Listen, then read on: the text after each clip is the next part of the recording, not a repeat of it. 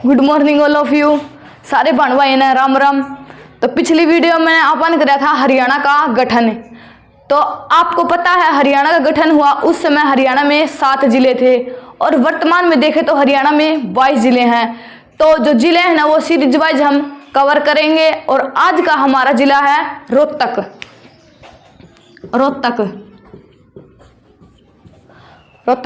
जो रोहतक जिला है ना, तो सबसे पहले हम देखते हैं इसका परिचय क्या है। किसी भी चीज को जानने के लिए सबसे पहले हमें उसकी डिटेल के बारे में पता होना चाहिए कि ये कौन से गांव का है, कौन इसका क्या नाम है, कौन से स्टेट में रहता है और कौन सी कंट्री में रहता है। तो वैसे ही हम रोहतक जिले का सबसे पहले देखते हैं परिचय। इसका परिचय क्या है? परिचय तो ये आपको पता है ये हरियाणा का जिला है, ये तो आपको पता है कि ये रोहतक हरियाणा में है। इसका गठन देखते हैं कि इसकी स्थापना कब हुई। इसकी स्थापना हुई थी 1 नवंबर 1966 को। तो रोहतक जिले की स्थापना कब हुई? 1 नवंबर 1966 को इसकी स्थापना हुई थी और इसके साथ 6 जिले और बनाए गए थे हरियाणा में। जब हरियाणा का गठन हुआ तो उस समय सबसे बड़ा जिला था हिसार और सबसे छोटा जिला था जींद। तो हरियाणा में 7 जिले बनाए थे उस समय और 6 जिलों में से 2 विभाजन हो गए, यानी कि उनका बंटवारा हो चुका है। हिसार से सिरसा फतेहाबाद को निकाला गया और भिवानी को, और जो रोहतक है ना इससे झज्जर और सोनीपत को निकाला गया। वैसे ही जो एक जींद ऐसा जिला है हरियाणा का जिसका अभी तक कोई भी विभाजन नहीं हुआ है। गठन के समय भी उसका इतना ही क्षेत्रफल था और वर्तमान में देखो तो उसका भी इतना ही क्षेत्रफल है। न तो उसमें क्षेत्रफल बढ़ा है और न ही घटा है। तो ये क्वेश्चन भी कई बार क्वेश्चन पेपर में पूछा जाता है कि हरियाणा का बताओ ऐसा कौन सा जिला है जिसका अभी तक विभाजन नहीं हुआ, तो वो है हरियाणा का जींद जिला। तो इस रोहतक जिले पे आते हैं हम। तो इसकी स्थापना कब हुई थी? 1 नवंबर 1966 को और हरियाणा गठन के समय ये हरियाणा का जिला था। फिर देखते हैं इसकी स्थिति यह यानी कि ये हरियाणा के किस भाग में स्थित है? दक्षिण में स्थित है, पश्चिम में स्थित है, उत्तर में या फिर मध्य में स्थित है? तो जो रोहतक जिला है ये हरियाणा के मध्य में स्थित है। हरियाणा के मध्य में स्थित है, मध्य भाग में स्थित है। फिर इसके देखते हैं कि ये मध्य में तो स्थित है, बीच में हो गया ये। तो इसके उत्तर में कौन सा जिला है? इसके उत्तर में तो है जींद जिला। और फिर देखते हैं पश्चिम में कौन सा जिला है? पश्चिम में हमारा भिवानी जिला। पश्चिम में है भिवानी जिला। फिर देखते हैं कि इसके दक्षिण में कौन सा जिला है? दक्षिण में है झज्जर और पूर्व में है सोनीपत जिला। तो ये क्या हो गई हमारे रोहतक जिले की स्थिति। तो ये हरियाणा के मध्य में स्थित है, उत्तर में जींद, पश्चिम में भिवानी, दक्षिण में झज्जर और पूर्व में सोनीपत जिला स्थित है। फिर देखते हैं इसका क्षेत्रफल। देखो जब इसकी स्थापना हुई ना तो उस समय इसका क्षेत्रफल काफी बड़ा था। फिर इससे 2 जिले निकाले गए। एक सोनीपत कब निकाला गया था? 1972 को, 22 दिसंबर 1972 को, और 22 दिसंबर 1972 को ही भिवानी जिला है ना इसकी स्थापना हुई थी। एक तो सोनीपत जिले को निकाला गया और एक झज्जर को निकाला गया 1997 में। जब रोहतक जिले से ये 2 जिले निकाले गए तो इसका क्षेत्रफल क्या हो गया? छोटा हो गया। तो देखते हैं वर्तमान में अब इसका क्षेत्रफल कितना है। तो इसका क्षेत्रफल है 1745 वर्ग किलोमीटर। 1745 वर्ग किलोमीटर ये क्या है इसका क्षेत्रफल। ठीक है, फिर बात करते हैं इसकी तहसीलों के बारे में। इसका हमने देख लिया कि इसकी स्थिति देख ली, इसका क्षेत्रफल देख लिया। फिर बात करते हैं इसकी तहसील कि रोहतक जिले में कौन कौन सी तहसील है। तो तहसील तो रोहतक जिले में 2 तहसील है, रोहतक और मैम। अगर थारा नू याद नहीं रहना रोहतक मैम तो थमी कदे भी बयानी बस स्टैंड पर जाओ तो रोहतक मैम है कि बस जो कनेक्टर वे मिलिंग है रोहतक मैम करता। फिर तहसील होगी, इसमें कौन कौन सी तहसील है? 2 तहसील है, रोहतक और मैम। फिर देखते हैं विधानसभा सीट। तो रोहतक जिले में विधानसभा सीट देखते हैं तो 4 विधानसभा सीट है इसमें। 4 रोहतक है, मैम, कलानौर और एक है गढ़ी सापड़ा किलोई। ये एक ही विधानसभा सीट है और 2 गांव हैं। गढ़ीसापड़ा, किलोई। और जो रोहतक जिले में पूछे कि आरक्षित सीट कौन सी है, तो इसमें आरक्षित सीट है कलानौर। कलानौर आरक्षित सीट है। और कितनी विधानसभा सीट है? 4। रोहतक, मैम, कलानौर और गढ़ीसापड़ा, किलोई। फिर देखते हैं इसमें मंडल की, रोहतक कौन से मंडल में आता है? मंडल, तो रोहतक एक खुद मंडल है। हरियाणा में 6 मंडल हैं, तो रोहतक खुद मंडल है। तो देखते हैं कि रोहतक मंडल में कितने जिले आते हैं, तो इसमें 5 जिले 5 जिले आते हैं। तो रोहतक, भिवानी, झज्जर,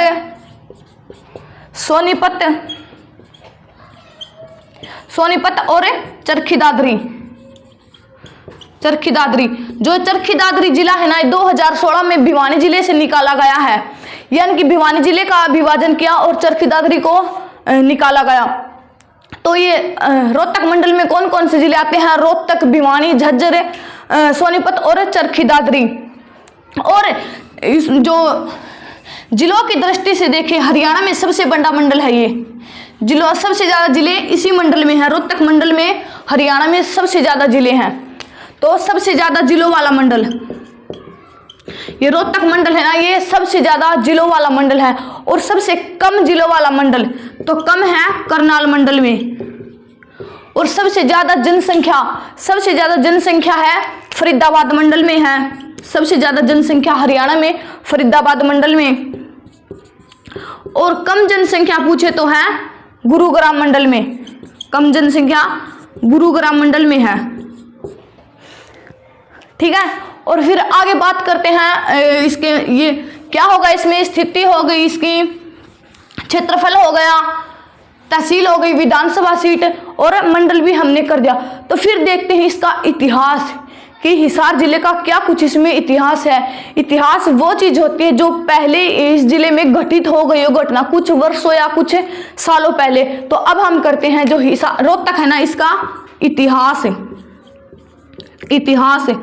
तो इतिहास में सबसे पहले का इसका इतिहास है महाभारत काल से संबंधित। महाभारत काल से संबंधित जब पांडव है ना, पांडव 5 थे, युधिष्ठिर, अर्जुन, भीम, नकुल और सहदेव। तो जो इतिहास में है ना, यहाँ नकुल से संबंधित इसमें इतिहास है। जब नकुल राजा हुआ करते थे ना, राजा, तो तब उसने एक बात चलाई थी, अभियान चलाया था नकुल ने, नकुल दिग्विजय अभियान चलाया था ये नकुल ने। और इस अभियान में जो रोहतक जिला है ना, रोहतक जिले को एक राजा था रोहितास, उसको सौंप दिया था। किसको सौंप दिया था? रोहतक को रोहितास राजा को सौंप दिया था। रोहितास को सौंप दिया था। नकुल ने एक अभियान चलाया था, नकुल दिग्विजय अभियान। और इस अभियान के तहत रोहतक जिले को रोहितास राजा को सौंप दिया था। और इसी बाद में जो रोहतक जिला है ना, इसका नाम क्या बता रहे थे हम कि नकुल ने एक दिग्विजय अभियान चलाया था, उसका नाम था नकुल दिग्विजय अभियान। और ये रोहतक, जब जो नकुल है ना, इसका ये एरिया रोहतक भी उसके अंदर ही आता था। तो इस जो नकुल है ना, इसने ये रोहतक का जो एरिया है ना, वो रोहतास नाम के राजा को दे दिया। और रोहतास नाम का जो राजा है ना, उसने इसका नाम अपने नाम पर रख दिया, क्या? रोहितास। और बाद में जो रोहतक जिला है ना, इसका नामकरण रोहतास राजा ने किया, क्या? रोहितास नाम का इसका नामकरण हो गया।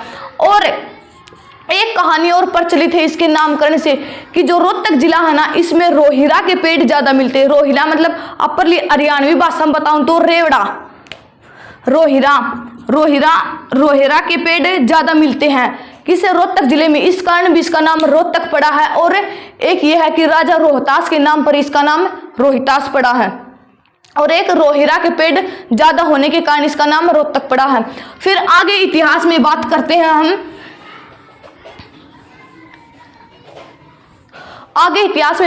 हमें रोहतक में इंडो ग्रीक सिक्के मिले हैं। इंडो ग्रीक सिक्के जो ये इंडो ग्रीक सिक्के है ना, ये रोहतक के खोखराकोट नामक स्थान से मिले हैं। खोखराकोट।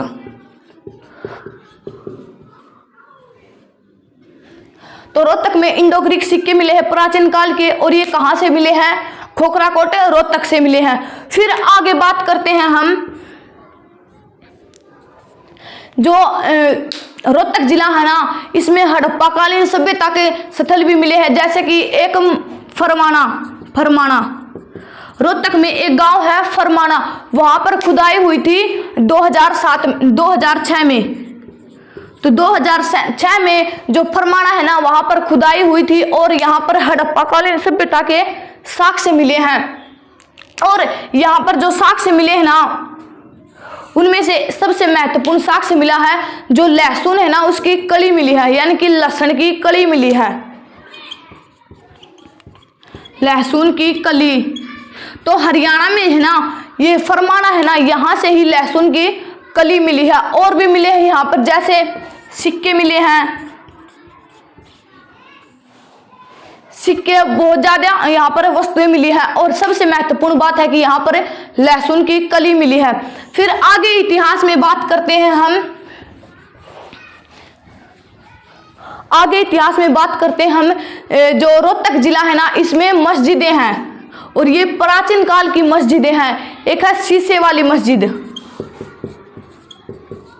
शीशे वाली मस्जिद। जो ये शीशे वाली मस्जिद है ना, ये हरियाणा में एकमात्र ऐसी मस्जिद है जिसका प्रवेश द्वार संगमरमर के पत्थर से बना हुआ है, जिसका प्रवेश द्वार समझते होंगे, गेट, उसका प्रवेश द्वार संगमरमर से बना हुआ है, संगमरमर के पत्थर से बना हुआ है। किसका प्रवेश द्वार? शीशे वाली मस्जिद का प्रवेश द्वार। और ये हरियाणा की एकमात्र ऐसी मस्जिद है जिसका प्रवेश द्वार संगमरमर से बना हुआ है। फिर इसमें एक मस्जिद है लाल मस्जिद। जो ये लाल मस्जिद है ना, ये एक तो हमारे हरियाणा में रोहतक जिले में है, और जो दूसरी लाल मस्जिद है वो हमारे रेवाड़ी जिले में है। रेवाड़ी जिले में जो मस्जिद है ना, उसका निर्माण तो अकबर ने करवाया था 1570 में, और जो ये लाल मस्जिद है ना, इसका निर्माण करवाया था आशिक अली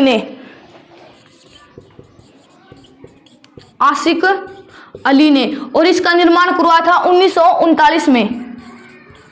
1939 में लाल मस्जिद का निर्माण करवाया था आशिक अली ने। फिर रोहतक में मस्जिद की बात करें तो इसमें एक मस्जिद है दीनी मस्जिद।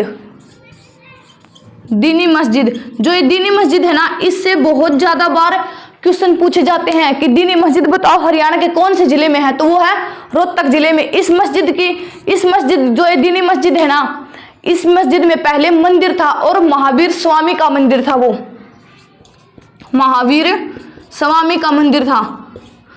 जो ये महावीर स्वामी है ना, ये जैन धर्म के तीर्थंकर थे, 24वें तीर्थंकर थे जैन धर्म के महावीर स्वामी, और दीनी मस्जिद में इनका मंदिर बना हुआ था। फिर बाद में औरंगजेब एक बहुत ही घटिया किस्म का आदमी था, या राजा कहो वो था। तो औरंगजेब ने क्या किया, जो औरंगजेब है ना, इसने दीनी मस्जिद में जो महावीर स्वामी का मंदिर बना हुआ था ना, उसको तुड़वा दिया और एक मस्जिद का रूप दे दिया। तो औरंगजेब ने क्या किया, एक मस्जिद का रूप दे दिया, महावीर स्वामी के मंदिर को तुड़वाकर मस्जिद का रूप दे दिया।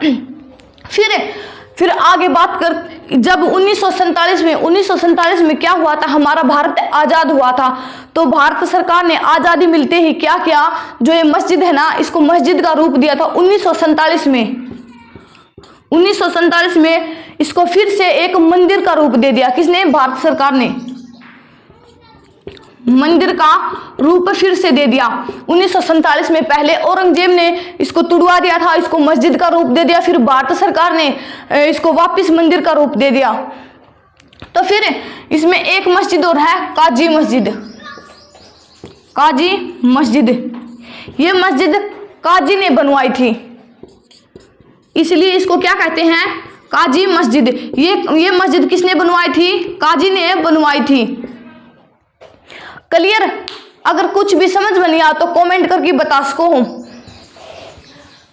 तो तो औरंगजेब ने किस मस्जिद को तुड़वाया था? दिल्ली मस्जिद को तुड़वाया था। और बाद में जो हमारी भारत सरकार है ना 1947 में उसने फिर से मंदिर का रूप दे दिया। फिर इतिहास में इसमें एक आता है मंदिर, नगमेश्वर का मंदिर, नगमेश्वर का मंदिर। जो ये नगमेश्वर का मंदिर है ना ये रामेश्वर ने बनवाया था, लाला रामेश्वर ने। ये मंदिर लाला रामेश्वर ने बनवाया था और 1939 में इस मंदिर का निर्माण करवाया था। 1939 में इस मंदिर का निर्माण करवाया था लाला रामेश्वर ने। और इस मंदिर में जो शिवलिंग है ना, जो शिवलिंग है वो नर्मदा नदी से लाया गया है, वो नर्मदा नदी से। तो जो हरियाणा में ये एकमात्र ऐसा मंदिर है जिसका शिवलिंग नर्मदा नदी से लाया गया है। फिर इतिहास में आगे बात करते हैं 1857 की क्रांति। 1857 की क्रांति। तो जब 1857 की क्रांति शुरू हुई ना तो वो हमारे हरियाणा के अंबाला जिले से शुरू हुई थी।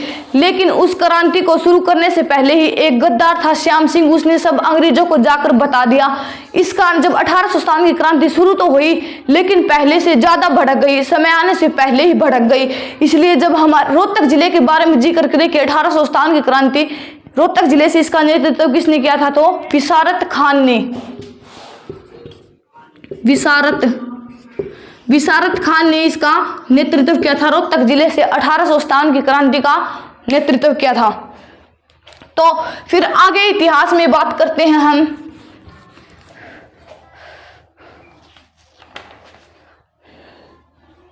फिर हमारे इसमें जो रोहतक जिला है इसमें महात्मा गांधी भी आए थे। तो रोहतक में पहली बार आए थे, रोहतक में पहली बार आया था कलानौर में, जो एक विधानसभा सीट है रोहतक की। तो पहली बार आए थे कलानौर में और आए थे वो 2 सितंबर 1921 को। तो महात्मा गांधी पहली बार हमारे हरियाणा में पहली बार कलानौर में आए थे 2 सितंबर 1921 को। और फिर आजादी के बाद भी आए थे। आजादी के बाद आए थे 1947 में पंडित श्री राम शर्मा और रणवीर सिंह के बुलाने पर आए थे। किसके? पंडित श्री राम शर्मा और रणवीर सिंह के बुलाने पर। रणवीर सिंह के बुलाने पर महात्मा गांधी दूसरी बार आजादी के बाद आए थे 1947 में और पहली बार आए थे 1921 में। फिर इतिहास के बाद हम बात करते हैं इसकी जनसंख्या कि रोहतक जिले में कितनी जनसंख्या। वैसे तो अब जनगणना होने वाली है लेकिन अगर फिर भी क्वेश्चन में पूछा जाता है कि रोहतक जिले की जनसंख्या वो कितनी है तो मैं आपको वो बता देती हूँ। तो इसकी जनसंख्या अब देखते हैं रोहतक जिले की जनसंख्या। तो रोहतक जिले में जनसंख्या है 10,61,204 व्यक्ति। 10,61,204 व्यक्ति। तो रोहतक जिले की ये क्या है? जनसंख्या। जनसंख्या के बाद हम बात करते हैं कृषि। क्यों? जनसंख्या हो गई तो जनसंख्या को खाने के लिए भी कुछ चाहिए और खाने के लिए वो क्या करेगा? कृषि करेंगे।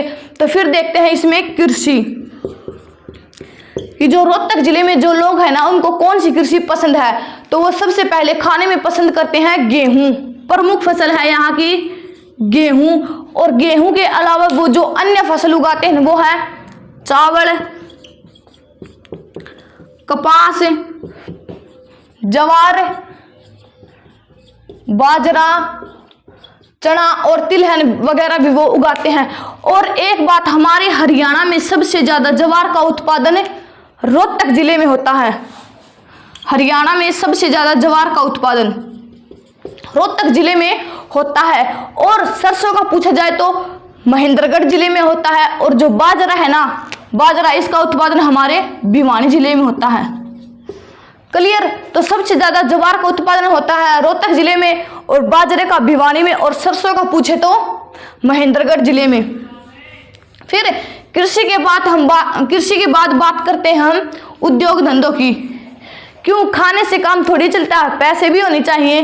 तो कृषि के बाद हम बात करते हैं उद्योग धंधे। कि रोहतक जिले में कितने उद्योग, कौन कौन से उद्योग धंधे हैं। तो सबसे पहले है चीनी मिलें, तो रोहतक जिले में सबसे ज्यादा चीनी मिलें हैं। फिर कपास गिनिंग, कपास गिनिंग, पावर लूम, ठीक है। तो ये है उद्योग धंधे, चीनी मिलें, कपास गिनिंग और पावर लूम। और एक इसमें है खाद्य उत्पाद, उद्योग धंधों में खाद्य उत्पाद। तो रोहतक जिले में ये तो उद्योग धंधे हैं। उद्योग धंधों के बाद हम बात करते हैं इसमें शिक्षा क्षेत्र और आकाशवाणी केंद्र। शिक्षा क्षेत्र की बात करें तो रोहतक जिले में देखते हैं हम शिक्षा क्षेत्र में MDU यूनिवर्सिटी है, जिसकी स्थापना 1976 में हुई और ये 700 एकड़ की भूमि में फैली हुई है। तो क्या बात करते हैं हम शिक्षा क्षेत्र, शिक्षा क्षेत्र एवं आकाशवाणी केंद्र, आकाशवाणी केंद्र। तो शिक्षा क्षेत्र में सबसे पहले हम बात करते हैं Maharshi Dayanand university, Maharshi Dayanand university, university या विश्वविद्यालय MDU यूनिवर्सिटी के नाम से भी जाना जाता है इसको। तो इसकी स्थापना हुई थी 1976 में, 1976 में इसकी स्थापना हुई थी और ये 700 एकड़ की भूमि में फैली हुई है, 700 एकड़ की भूमि में फैली हुई है महर्षि दयानंद यूनिवर्सिटी या MDU यूनिवर्सिटी। फिर 8 मई 1976 को हरियाणा में पहला आकाशवाणी केंद्र खोला जाता है, कहाँ? रोहतक में। तो हरियाणा का पहला आकाशवाणी केंद्र, हरियाणा का पहला आकाशवाणी केंद्र खोला जाता है रोहतक में 8 मई 1976 को। दूसरा खोला जाता है 24 जून 1991 को कुरुक्षेत्र में। दूसरा जो आकाशवाणी केंद्र है वो 24 जून 1991 को कुरुक्षेत्र में। और तीसरा 26 जनवरी 1999 को ये हिसार में। तो हमारे हरियाणा में कुल 3 आकाशवाणी केंद्र हैं। पहला आकाशवाणी केंद्र की स्थापना हुई थी 8 मई 1976 को, वो है रोहतक में। और जो दूसरा आकाशवाणी केंद्र है वो है कुरुक्षेत्र में, उसकी स्थापना हुई थी 24 जून 1991 को। और तीसरा आकाशवाणी केंद्र है हिसार में, इसकी स्थापना हुई थी 26 जनवरी 1999 को।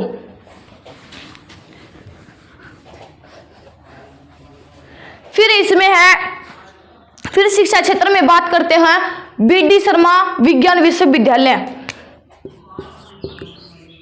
BD शर्मा विज्ञान विश्वविद्यालय।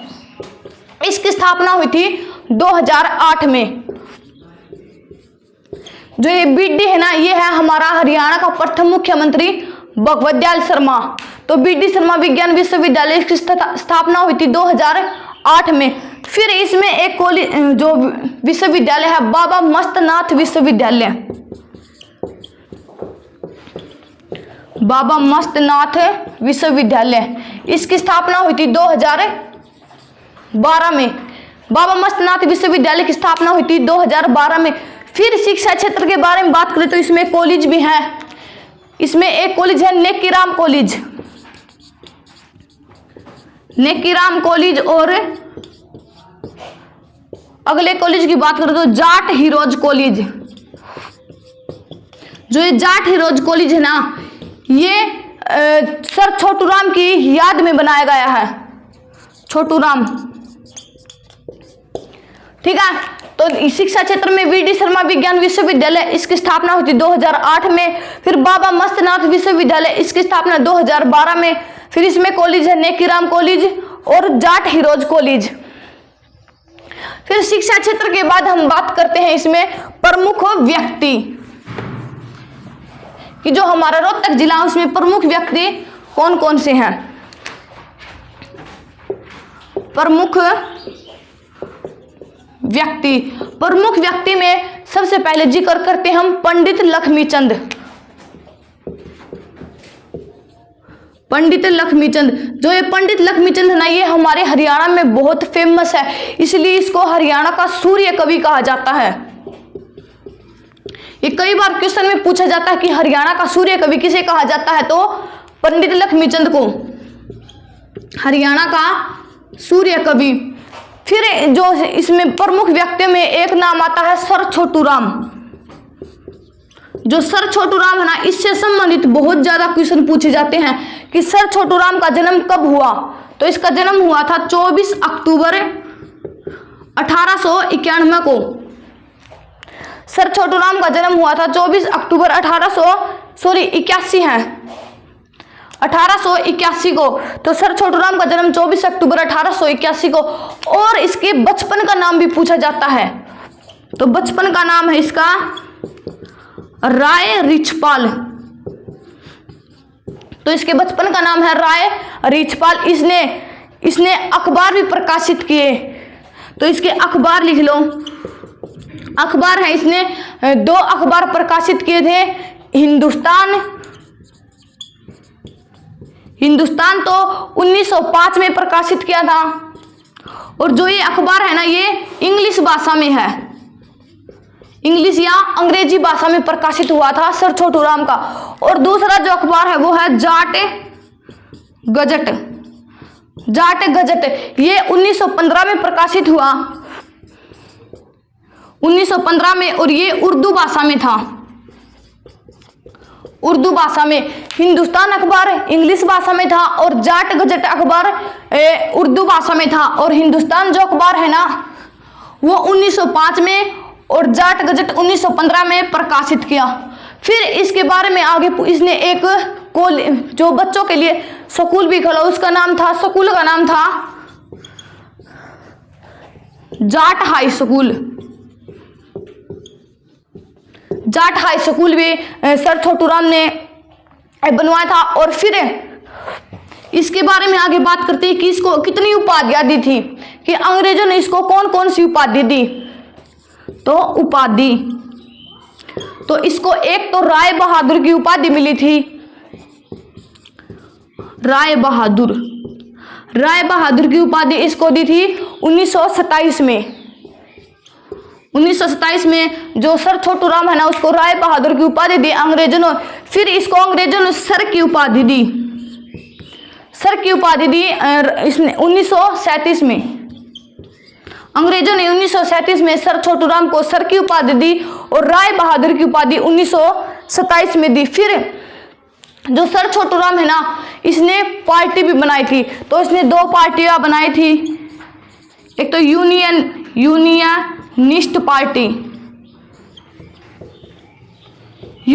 पार्टी, इसकी स्थापना हुई थी। जो यूनियनिस्ट पार्टी है ना, ये सर छोटू राम ने बनाई थी। और एक बनाई थी जमींदारा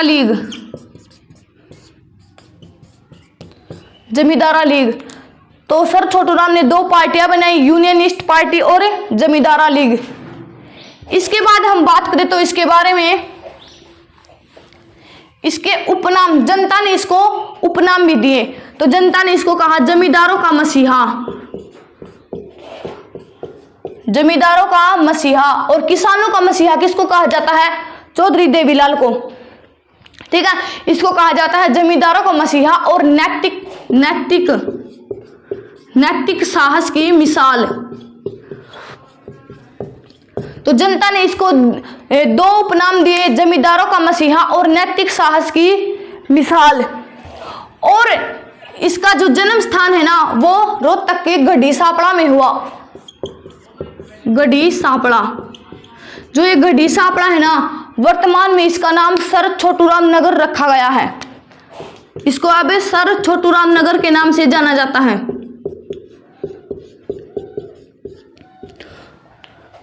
ठीक है, फिर आगे इसके जो प्रमुख व्यक्ति है ना, आगे हम बात करते हैं प्रमुख व्यक्ति में जगदीश चौधरी। जो ये जगदीश चौधरी है ना, ये पर्यटन पुरस्कार से सम्मानित है।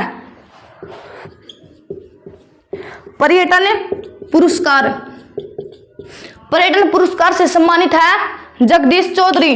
और फिर आगे हम बात करते हैं दयाचंद माइना। दयाचंद माइना बहुत इंपॉर्टेंट क्वेश्चन बनता है इसमें कि हरियाणा का जॉन मिल्टन किसे कहा जाता है। तो जो हरियाणा का जॉन मिल्टन दयाचंद माइना को कहा जाता है, हरियाणा का जॉन मिल्टन। ठीक है, दयाचंद माइना को हरियाणा का जॉन मिल्टन कहा जाता है। और हमारे वर्तमान में जो हरियाणा के मुख्यमंत्री श्री मनोहर लाल खट्टर है ना, उनका जन्म स्थान भी रोहतक के निंदाना गांव से है। आचार का सीएम मनोहर लाल खट्टर, जो मनोहर लाल खट्टर है ना, इसका भी कौन सा गांव है, निंदाना। और निंदाना ये है जो मैम तहसील है ना, वहां पर पड़ता है। और हरियाणा में एक प्रमुख व्यक्ति और है, उसकी बात करें तो धनपत सिंह सांगी। धनपत सिंह सांगी ये रोहतक के सांगी गांव से है। तो हमने प्रमुख व्यक्तियों की बात कर ली, शिक्षा क्षेत्र की बात कर ली, जनसंख्या की बात कर ली। तो फिर हम देखते हैं इसमें दार्शनिक स्थल, दार्शनिक स्थल या पर्यटन स्थल, कि इसमें कौन कौन से पर्यटन स्थल है या दार्शनिक स्थल है। दार्शनिक स्थल या पर्यटन स्थल। तो दार्शनिक स्थल में सबसे पहले हम बात करते हैं मंदिर, कि जो रोहतक जिला है उसमें मंदिर कौन कौन से हैं। तो एक तो है शिव मंदिर, शिव मंदिर, शिव मंदिर है किलोई में, किलोई में शिव मंदिर है। और एक है नगमेश्वर मंदिर, स्वर मंदिर। जो आपको पता है नगमेश्वर मंदिर का निर्माण किसने करवाया था, लाला रामेश्वर ने करवाया था। और इसका जो शिवलिंग है ना, वो नर्मदा नदी से लाया हुआ है। फिर मंदिर हो गए इसमें शिव मंदिर और नगमेश्वर मंदिर। तो मंदिरों में ही मेले लगते हैं। तो फिर बात कर लेते हैं मेलों की। मेले, तो शिवरात्रि का मेला, शिवरात्रि का मेला लगता है रोहतक में, सॉरी किलोई में लगता है। ये किलोई में शिवरात्रि का मेला, किलोई में तीज का मेला, तीज का मेला लगता है रोहतक में। और रोहतक में जन्माष्टमी का मेला भी लगता है, जन्माष्टमी का मेला। ठीक है, ये हो गए मेले। और इसमें एक प्रमुख, एक प्रसिद्ध बात और है कि इसमें एक गुरुद्वारा है। रोहतक जिले में क्या है, एक गुरुद्वारा, वो है लाखन माजरा गुरुद्वारा।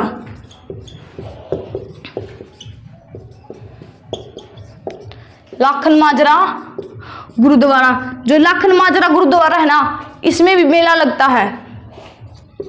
और इसमें मेला लगता है फाल्गुन पूर्णिमा को, जो फाल्गुन है ना, इसकी पूर्णिमा को लगता है।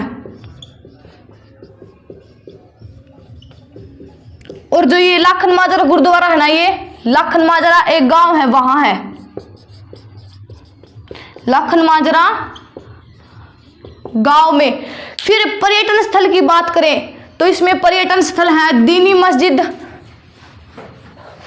पर्यटन स्थल। तो दीनी मस्जिद,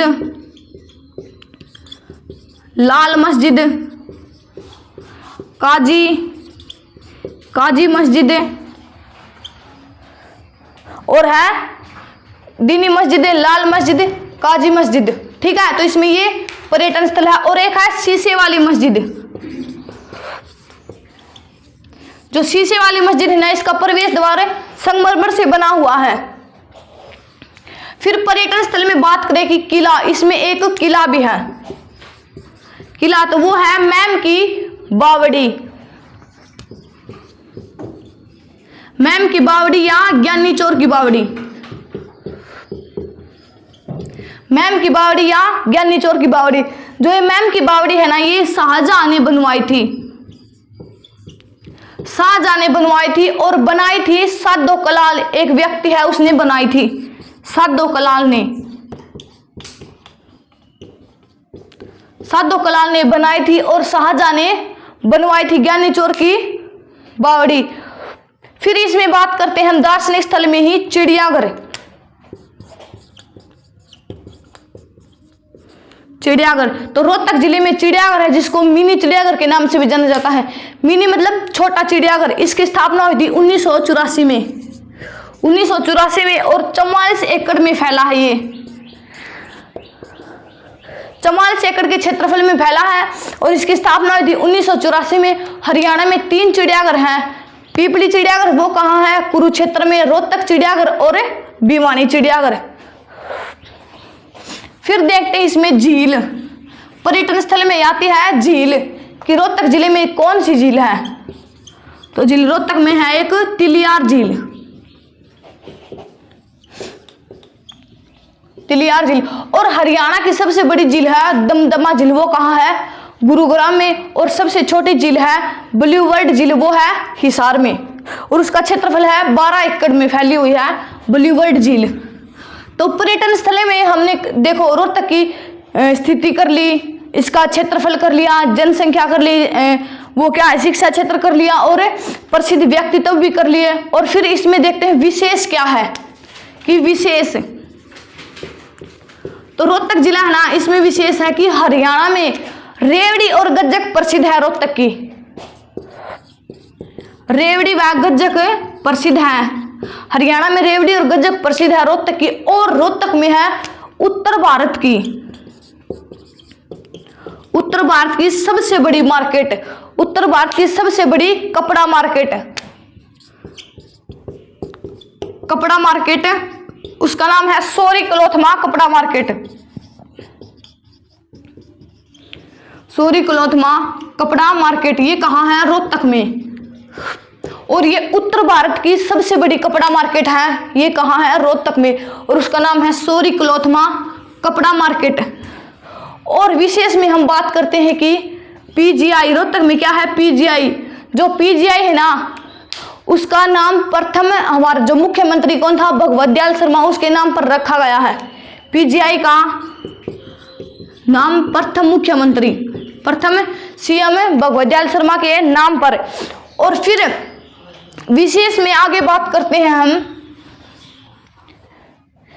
जो बता मेरी यार सुदामा गीत है ना, वो रोहतक के एक गांव है सांगी, वहां की स्कूल की छात्राओं ने गाया था सबसे पहले। बता मेरी यार सुदामा जो गीत है ना, ये रोहतक के सांगी गांव है एक, वहां की छात्राओं ने गाया था, छात्राओं ने गाया था।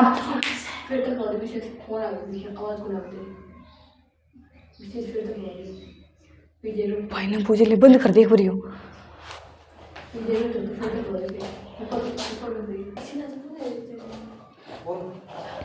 तो जो रोहतक जिला है ना, उसमें है अब देखते हैं नेशनल हाईवे। तो रोहतक जिले में NH9 गुजरता है। NH9, जो NH9 है, ये सर्वाधिक हमारे हरियाणा में सबसे लंबा राष्ट्रीय राजमार्ग है। यानी कि हरियाणा में सबसे लंबी दूरी यही राष्ट्रीय राजमार्ग तय करता है, और इसकी दूरी है 281.850 किलोमीटर तक ये दूरी तय करता है हमारे हरियाणा में। तो ये हमारे हरियाणा का सबसे लंबा राष्ट्रीय मार्ग है। अगर पूछा जाए कि हरियाणा में पूर्णतः, यानी कि जो पूरा का पूरा हरियाणा में ही नेशनल हाईवे है, वो है सबसे लंबा नेशनल हाईवे है 352, NH352। ये पूर्णतः हरियाणा में है, हरियाणा में स्थित है।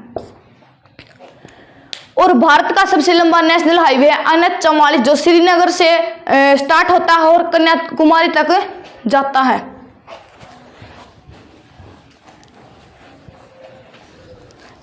तो आज का हमारा जिला जो है कंप्लीट हो चुका है। अगर किसी को कुछ भी ऑनलाइन क्लास में समझ में नहीं आया, तो हमारा KG ग्रुप बड़दमुगल गांव में है, आप वहां ऑफलाइन क्लासेस चल रही हैं, ले सकते हैं। अगर किसी को कोई भी समझ में नहीं आया, तो हमारे जो आसपास के जो हैं वो ऑनलाइन जो ऑफलाइन क्लास ले सकते हैं। ठीक है, तो सारे भाइयों को राम राम।